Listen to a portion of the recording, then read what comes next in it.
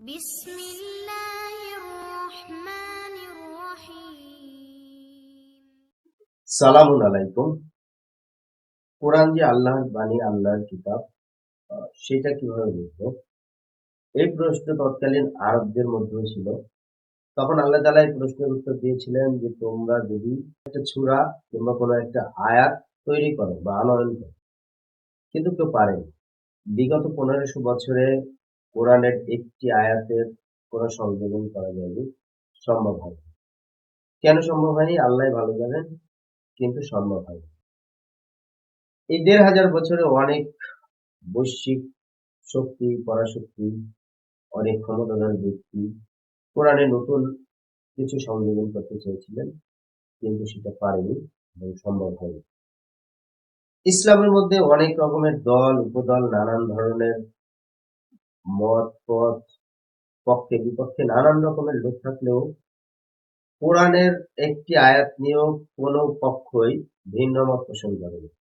হাদিস যদি কোরআনের মতো ওহী হতো, তাহলে উমাইয়া, আব্বাসীয়রা, চেঙ্গিস, মুসলিম, হিটলার, তাহলে এরা কেউই তাদের মন মতো কোনো হাদিস বানাতে পারত না। হাদিস যদি কোরআনের মতোই ওহী হতো, তাহলে বিভিন্ন রকমের আরামবাগী, মাদানী, মাঝারি, নানান রকমের যে দল উপদল কমিটি আছে, তাহলে এর ব্যাখ্যা বিশ্লেষণ কিন্তু আহ, লিখতে পারত। আজকে নানান দিক থেকে নানান ভাবে লোকমুখে যে হাদিসগুলো, যে কথাগুলো চলে আসছে, যার কারণে কিন্তু আজকে হাদিসের কাছে কোরআনকে অসহায় অবস্থায় দাঁড় করে দিচ্ছে আমাদের একদল হাদিস বক্তারা। আবারও এর মধ্যে অনেকেই বলে থাকেন যে হাদিস নিয়ে যারা প্রশ্ন করে তারা মূর্খ।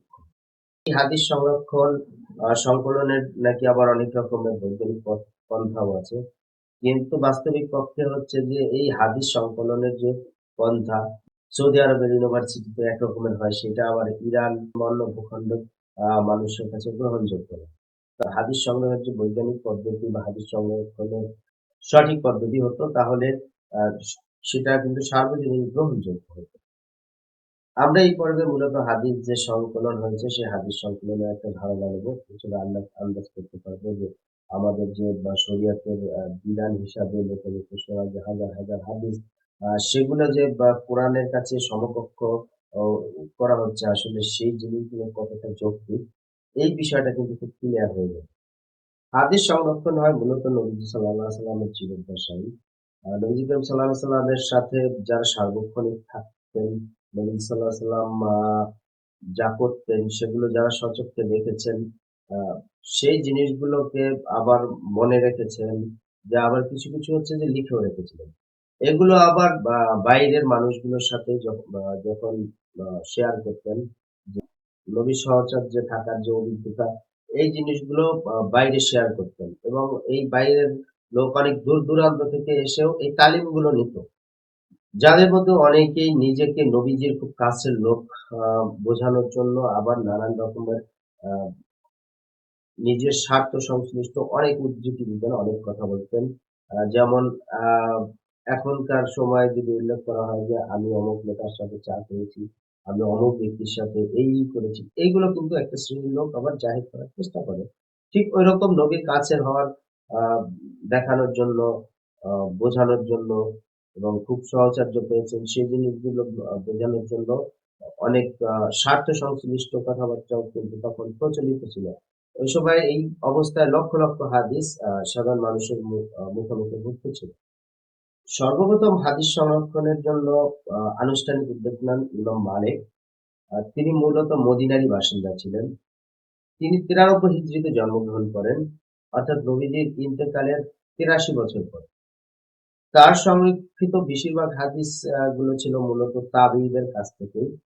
জানা যায় যে তিনি প্রায় 1 লক্ষ হাদিস সংরক্ষণ করেছিলেন, যার মধ্যে উনি প্রায় 98,200 হাদিস বাদ দিয়ে মাত্র 1800 হাদিস ওনার যে কিতাব মুয়াত্তা মালিকে উনি উল্লেখ করেছিলেন। বাকি যে 98,000 হাদিস উনি হচ্ছে যে জাল হিসাবে গণ্য করে সেগুলো বাদ দিয়েছিলেন। এই হিসেব করে তিনি সেই হাদিসগুলোকে বাদ দিয়ে দিয়েছিলেন। নবীজির ইন্তেকালের 100 বছরের মধ্যেই সাহাবি, তাবি তাবিদের যুগে সালফে সালেহিনদের যুগেই যে 1800 হাদিসের এগেইনস্টে লক্ষাধিক যদি বানোয়াট হাদিস হয়ে থাকতে পারে, তাহলে আজকে 1500 বছর পরে এই বাংলাদেশ, ঢাকা, দিল্লি, আমার অবস্থানের পরিস্থিতি কি হতে পারে?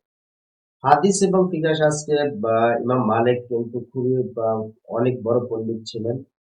তবে ইমাম মালিকের অনেক হাদিস নিয়ে নিজেই প্রশ্ন তুলেছিলেন। এমনকি মুয়াত্তা উল্লেখিত যে হাদিসগুলো আছে, সেগুলো অনেক হাদিসই যে ফিকহের মাসালা বিবেচনা হয়নি। তারপরে উনি সেই হাদিসগুলো সংরক্ষণ করেছিলেন। এজন্য যে আবার উনি এর উত্তর হিসেবে দিয়েছিলেন যে এই হাদিসগুলো যদি উনি উল্লেখ না করেন, তাহলে অনেকে মনে করবে এই হাদিসগুলো ইমাম মালিক জানতেনই না। তো সেক্ষেত্রে আবার উনি বলেছিলেন যে এই হাদিসগুলো সংরক্ষণ করেছি, আমল করা হয় না, এগুলো শুধু উল্লেখ করার জন্যই, যাতে মানুষের খোঁজে থাকে। ওই হাদিসগুলো মূলত ছিল কোরআনের পরিপন্থী। মুয়াত্তা মালিকের 1800 হাদিসের মধ্যে মাত্র 600 হাদিস ছিল হচ্ছে যে মারফু হাদিস, অর্থাৎ নবীজির কাজ, কথা, অনুমোদন। আর 600 হাদিস ছিল হচ্ছে যে মওকুফ হাদিস। এই হাদিসগুলোর সাথে নবীজি সাল্লাল্লাহু আলাইহি সাল্লামের কোনো সম্পর্কই ছিল না। এগুলো হচ্ছে মূলত সাহাবীদের কথা, কাজ, অনুমোদন। নবীদের সাহাবীদের যে সংখ্যা ছিল সেটা লক্ষ লক্ষ, এবং সাহাবী বলতে হচ্ছে যে নবীজিকে যারা সরাসরি দেখেছেন তারাই সাহাবী। মদিনায় যখন ইসলাম প্রতিষ্ঠিত হয় বা মুসলিম আধিপত্য তৈরি হয়, তখন মক্কা বিজয়ের পরে অনেকেই প্রাণে বাঁচার জন্য, আশ্রয়ের জন্য, নিরাপদে থাকার জন্য, তারপরে নিজেদের সুবিধা নেওয়ার জন্য কিন্তু অনেকেই মুসলমান হয়েছিল। কিন্তু তারা আবার নবীজির ইন্তেকালের পরে হচ্ছে যে মুনাফিক হয়ে যায়। তো এই সম্পর্কেও আল্লাহ তাআলা কোরআনে অনেক আয়াত নাজিল করেছেন, যে সূরা তওবার 97 নম্বর আয়াতে আল্লাহ বলেছেন যে আরবরা কুফর এবং মুনাফিকিতে অনেক কঠিনতর।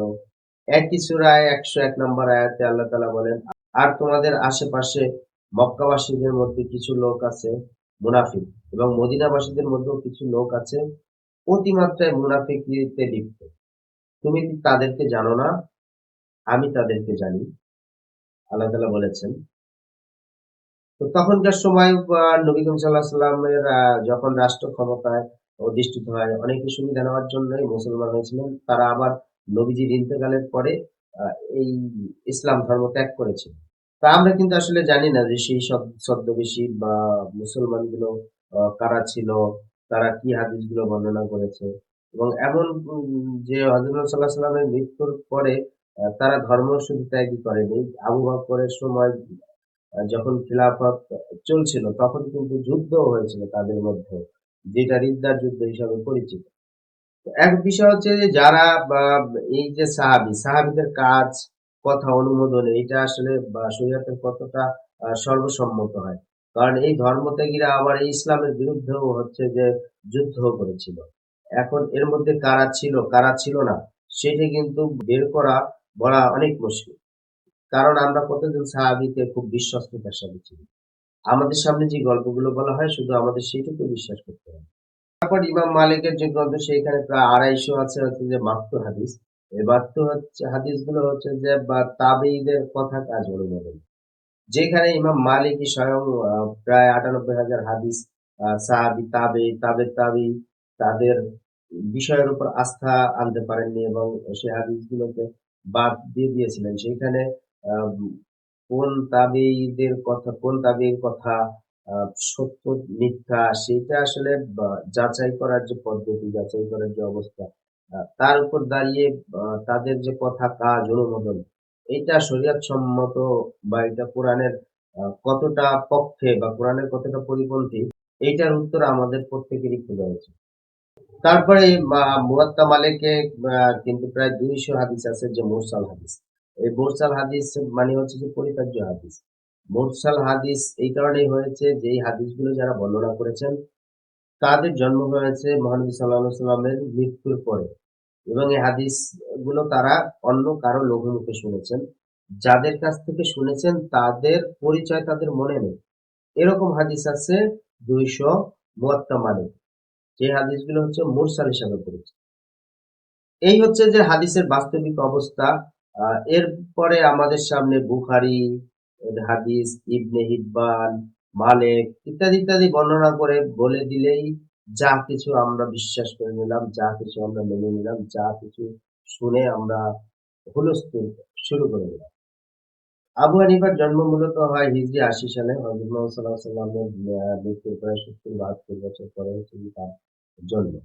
তো ইমাম মালিক এবং ইমাম আবু হানিফা সমসাময়িক সময়, তৎকালীন সময় এবং হযরত মুহাম্মদ সাল্লাল্লাহু আলাইহি ওয়াসাল্লামের মৃত্যুর ১০০ বছরের মধ্যেই, ইসলাম প্রতিষ্ঠার ১০০ বছরের মধ্যেই এই দুই ইমামের হাদিসের যে লিস্ট, সেই লিস্টের মধ্যে অনেক বড় পার্থক্য হয়ে যায় এবং ১০০ শতকেই ইসলাম প্রতিষ্ঠার ১০০ বছরের মধ্যেই ইসলামের দুটি আলাদা পথ, মত বা তরিকা তৈরি হয়ে যায়। সেটা হচ্ছে যে হানাফি, আরেকটা হচ্ছে মালিকি।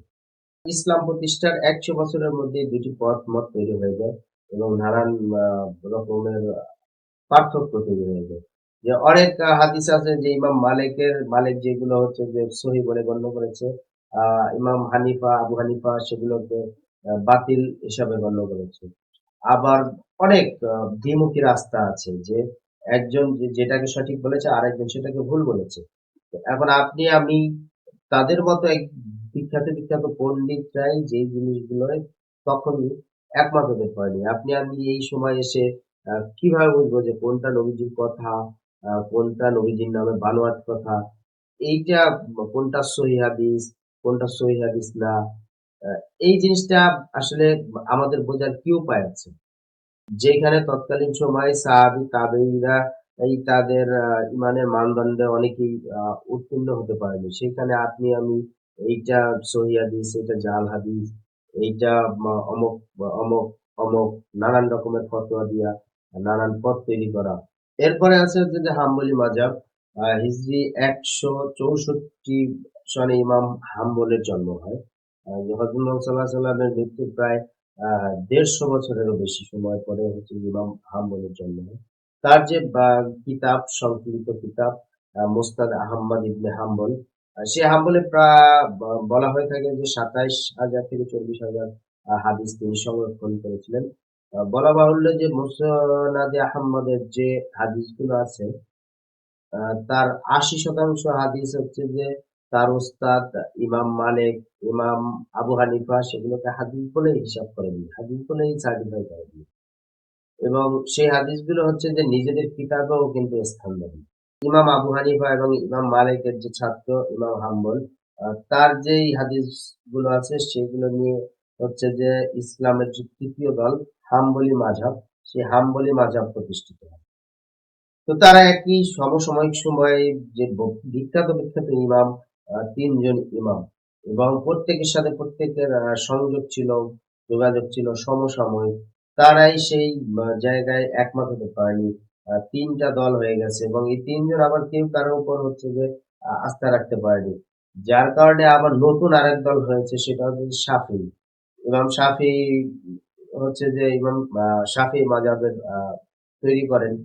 তারপরে এই মাযহাবগুলো এই ইমামদের কোম্পানির বাইরেও কিন্তু আরো নানান রকমের আ মত, তারপরে মাযহাব আরো অনেক কিছু তো অবশ্যই আছে। কিন্তু এই কোম্পানিগুলো আবার এই মাযহাবগুলো তৈরি হওয়ার পেছনে সবচেয়ে যে যুক্তিগুলো হচ্ছে যে এই হাদিসগুলো জাল, এই হাদিসগুলো সহিহ, এই নানান কথাগুলো সামনে নিয়ে এসে নিজেরটা সহিহ আরেকজনেরটা জাল, এই বলেই আস্তে আস্তে উত্থান তৈরি হয়। এখন পর্যন্ত ইমাম বুখারী হচ্ছে যে ফিল্ডেই আসেননি। ইমাম বুখারীর জন্ম হয় মূলত ২৫৬ হিজরিতে, যেটা হযরত মুহাম্মদ সাল্লাল্লাহু আলাইহি ওয়াসাল্লামের মৃত্যুর প্রায় ২৪০ বছরেরও বেশি আ সময় পরে।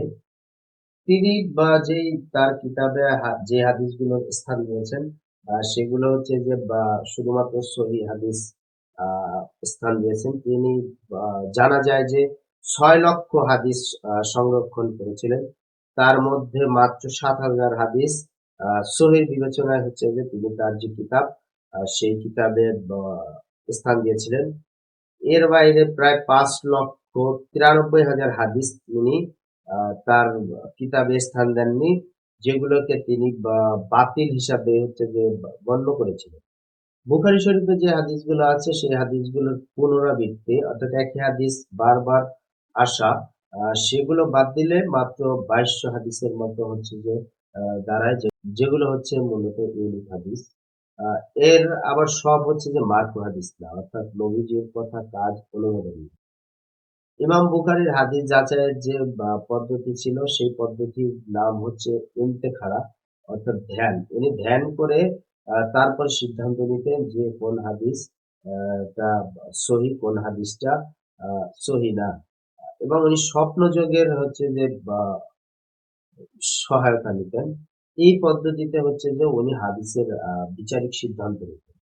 একই সময় একই পদ্ধতিতে হচ্ছে যে হাদিস সংগ্রহ করেন হচ্ছে ইমাম মুসলিম, যিনি ইমাম বুখারীর ছাত্র ছিলেন। অনেক ইসলামিক স্কলার হচ্ছে যে মুসলিম শরীফকে কোরআনের পরেই সবচেয়ে বেশি বিশুদ্ধ মনে করেন।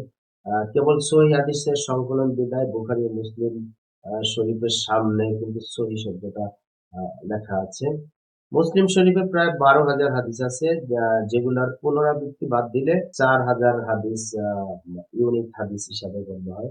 আহ, একই সময় বা একই ভূখণ্ডে একই জায়গা থেকে একজন আরেকজনের ছাত্র ও তাদের মধ্যে এই যে হাদিসের যে তফাৎ তারতম্য, এবং এমন হয়েছে ইমাম মুসলিম যে 600 রাবির হাদিস নিয়েছেন, সেই 600 রাবির কে হচ্ছে যে ইমাম বুখারী বিশ্বাস করেননি, এবং তাদের হাদিস বর্ণনাগুলো তার কাছে সঠিক মনে হয়নি।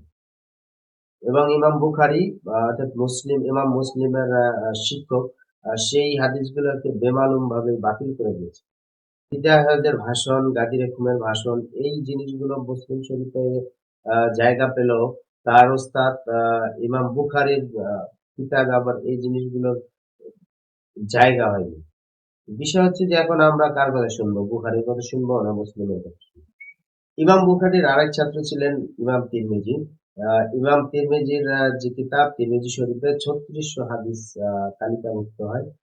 তিরমিজি শরীফের সকল হাদিস ইমাম তিরমিজি আহ, সহি বলে নিজেই বিচার করেননি, এবং এই তিরমিজি কিতাবে প্রায় বুখারী এবং মুসলিম শরীফের প্রায় কয়েক হাজার হাদিস সেখানে ইমাম তিরমিজি উল্লেখই করেননি, মানে সহি হাদিস হিসাবে উল্লেখ গণ্যই করেননি। ইমাম বুখারীর আরেকজন ছাত্র হচ্ছেন ইমাম নাসাই। এই নাসাই গ্রন্থে প্রায় 5,758টি হাদিস আছে। এই হাদিসগুলো নাসাই শরীফের বিবেচনায় নিয়েছেন, কিন্তু এই হাদিসগুলোর মধ্যে রিপিটেশন বাদ দিলে প্রায় অর্ধেক হাদিস বাদ যাবে। সমসাময়িককালে বা তার ওস্তাদ ইমাম নাসাই এবং সমসাময়িককালের ইমাম মুসলিম, আহ, তারপরে তিরমিজি, তারা নিজেরাই যে সতীর্থ ছিল, সেই সতীর্থরাই হচ্ছে যে এই হাদিসগুলোর সংকলন নিয়ে কিন্তু একমত হতে পারেনি। বিখ্যাত হাদিস বিশারদ ইমাম মুসলিম প্রায় 6-7 লক্ষ হাদিস যাচাই বাছাই বিবেচনা করে মাত্র 12,000 হাদিসকে হচ্ছে যে সহি হিসাবে বিবেচনায় নিয়েছিলেন, যেগুলো আবার তার শিক্ষক বুখারী, তারপরে তিরমিজি, সমসাময়িক নাসাই, তারা কিন্তু আবার এই হাদিসগুলোকে মানে সহি হিসাবে গণ্য করেনি। এর বাইরে আবার অনেক সুনানে আবু দাউদে প্রায় 5,000 হাদিস, ইবনে মাজায় আছে প্রায় 4,300 হাদিস, সিয়াসিত্তা ছাড়াও এর বাইরে প্রায় অর্ধশত, 50 খানারও বেশি আর অনেক মৌলিক হাদিস গ্রন্থ আছে হচ্ছে সুন্নি ইসলাম। এই হাদিসগুলোর আবার হচ্ছে যে বিভিন্ন ধরনের সংকলন যে পদ্ধতি, সেটা হচ্ছে যে বিভিন্ন দল উপদল মাযহাব তরিকা এই জিনিসগুলোকে আবার কেন্দ্র করে। এর মধ্যে আবার অনেক বড় বড় ইমামদের আবার লেখা আছে।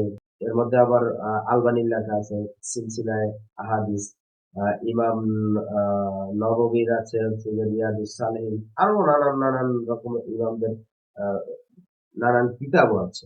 জাহাজ আসকালানির আছে বুলুগ আল মারাম। এগুলো আবার মৌলিক হাদিস না, কিন্তু এগুলো হচ্ছে যে কিছু গোত্র দল মতের কাছে আবার এগুলো খুব কোরআনের পরে খুবই পবিত্র কিতাব হিসেবে গণ্য হয়। সেজন্য হাদিস উল্লেখ করার সাথে সাথে সেগুলোর লেখকের নাম, প্রকাশকের নাম এই জিনিসগুলো বললে হচ্ছে যে মানুষ বিভ্রান্ত হয় না। আ এবং সহজেই বোঝা যায় যে এই হাদিসের মানিয়াতে কিভাবে কোথায় কোন অবস্থায় হয়েছে। সবচেয়ে বেশি যে জিনিসটা আসে কোরআনের হচ্ছে যে ব্যাখ্যা হিসাবে হাদিস। এখন আবার এই হাদিসেরও ব্যাখ্যা লাগবে। এই হাদিসের ব্যাখ্যার জন্য আবার যেমন ইবনে হাজার আসকালানির হচ্ছে যে ফতহুল বারী, বুখারীর প্রসিদ্ধ তাফসীর হিসাবে গ্রহণযোগ্য হয়। অর্থাৎ বুখারী শরীফের তাফসীর হিসাবে এটাকে অনেক বেশি প্রায়োরিটি দেওয়া হয়। তো এভাবে নানান রকমের নানান জন নানান হাদিস উপস্থাপন করেছেন। তার মধ্যে আবার সেই হাদিসগুলোকে কিছু মানুষ বাতিল করেছেন। সমসাময়িক সময়ে ছাত্র শিক্ষকই আ সেই জিনিসগুলোকে হচ্ছে যে অগ্রাহ্য করেছেন। তো বুখারী, মুসলিম, তিরমিজি, আবু দাউদ, নাসা, ইবনে মাজাহ, মুসনাদ আহমদ, তাই ইবনে হিব্বান, বাইহাকী এই নানান রকমের হাদিস গ্রন্থ আছে। বহুবার একই হাদিস বারবার জায়গায় হচ্ছে যে এই হাদিসগুলোর মধ্যে ঘোরাঘুরি করেছে। তো এই হাদিসগুলোর মধ্যে রিপিটেশন আসায় বারবার ঘোরাঘুরি হওয়ায় আ সর্বসম্মতিক্রমে ৪,০০০ হাদিস দ্বারা এবং সর্বসম্মতিক্রমে ২৮০০ থেকে হচ্ছে ৩২০০ বা ৩,০০০ হাদিস হচ্ছে সহিহ হাদিস হিসাবে আওতাভুক্ত হয়।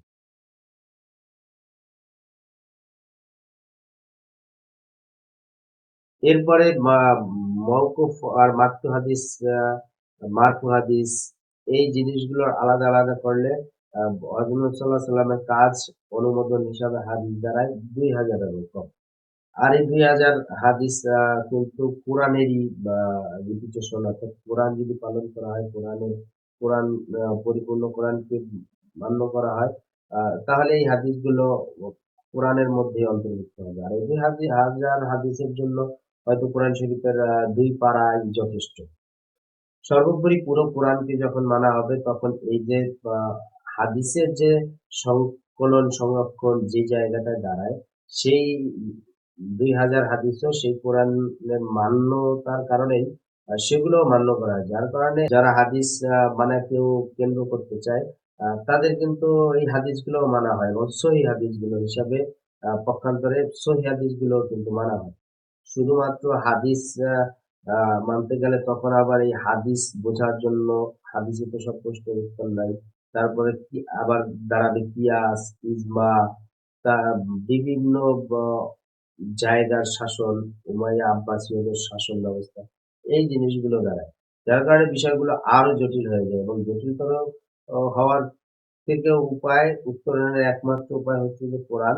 শুধুমাত্র কোরআনকে যদি ফলো করা হয় তাহলে এই হাদিসের যে প্রশ্নের সমাধান দরকার সেগুলো কিন্তু আ কোরআনের মধ্যে লুকায়িত আছে। আল্লাহ তাআলা আমাদের সবাইকে কোরআনের সহিহ বুঝ দান করুক। সবাই ভালো থাকবেন। সালামু আলাইকুম।